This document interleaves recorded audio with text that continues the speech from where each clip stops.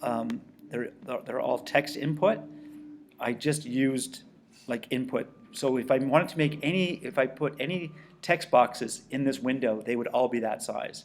Okay, I could have given them individual IDs, or I could have given them a class name, but just for now, I'm just going to keep it simple. Okay, so the next step, I want this in my Tumblr blog.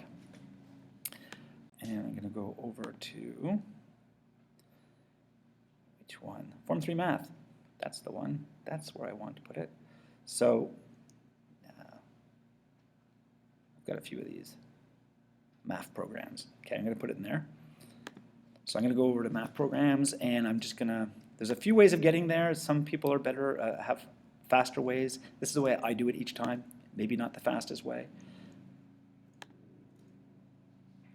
And then I go to edit theme, which is right here.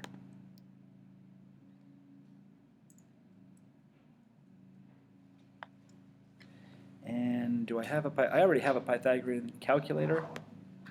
So I'm going to just call it new Pythagorean calculator or something like that. So I'm just going to add a page.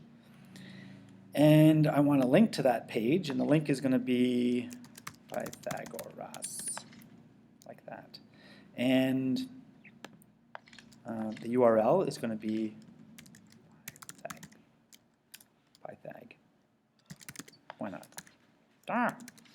And the page title would be, I don't know, lack of imagination again, Pythagoras. With capital. Okay, and I'm going to go down to custom layout. And then I'm going to put in all my HTML and all my CSS. There's a couple of changes that I have to do to the HTML though. Namely, this.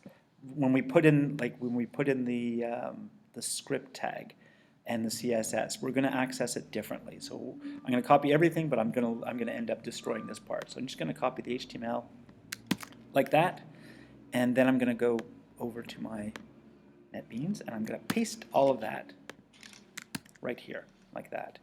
Okay, next step, I'm going to get rid of this script, and yeah. Well, actually, I'm not going to get rid of the script. I'm just going to get rid of the source, because we're no longer using that source. I'm going to put the script right here in between the close of my script tag. Oh, that's interesting. And the opening of this, the opening of the script tag and the close of the script tag. I'm going to put all my JavaScript right there. So back into NetBeans, grab the JavaScript, like that. Select all, copy, back over to here, and paste, like that.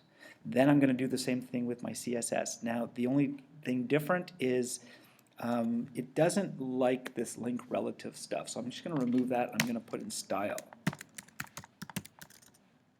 Style, like that. And then I'm going to put a close of the style. And then in between that, I'm going to put my CSS. And that, my friends, is all there is to it.